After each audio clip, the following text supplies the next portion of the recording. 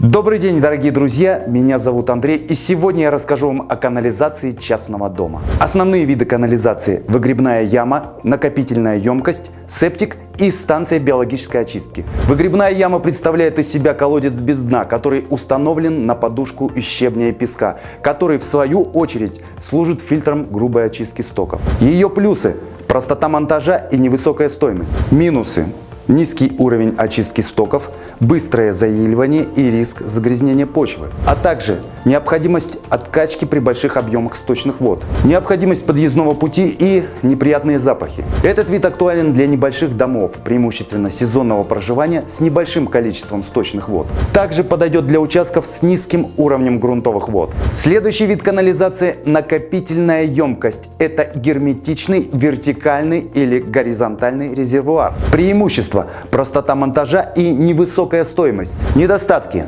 быстрота заполнения резервуара, высокая стоимость ассенизаторских услуг, необходимость подъездного пути и неприятные запахи. Такой вид канализации подойдет для небольших домов, преимущественно сезонного пребывания с высоким уровнем грунтовых вод. Еще один вид канализации – септик.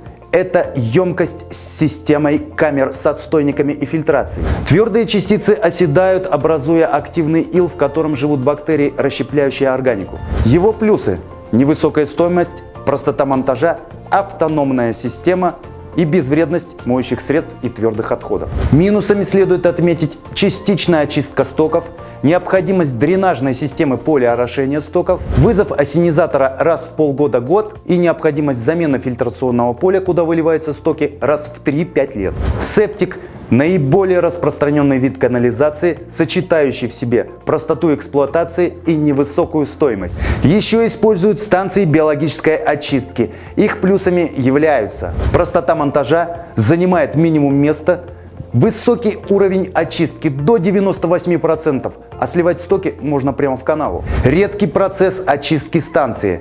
Нет необходимости в фильтрационном поле. Устанавливается в любых местах, не зависит от типа грунтов и уровня грунтовых вод. Минусами является то, что для этого вида необходимо электричество. Высокая стоимость по сравнению с другими видами канализации. Невозможность использования агрессивных веществ и твердых отходов.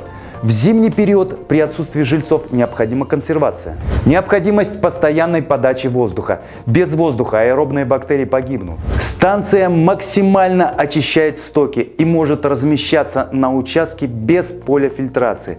Этот тип канализации подходит, если вы постоянно проживаете в доме и бережно эксплуатируете канализацию. При расчете любой канализации необходимо учитывать плановое количество жильцов. Кроме того, в северных регионах выводящие трубы прокладываются ниже уровня промерзания земли, иначе система замерзнет.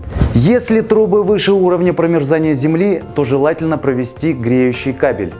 Очень важно учесть рельеф местности и обустроить канализацию с естественным движением стоков. Также необходимо учесть санитарные нормы. Канализацию нельзя устанавливать вблизи скважин и колодцев.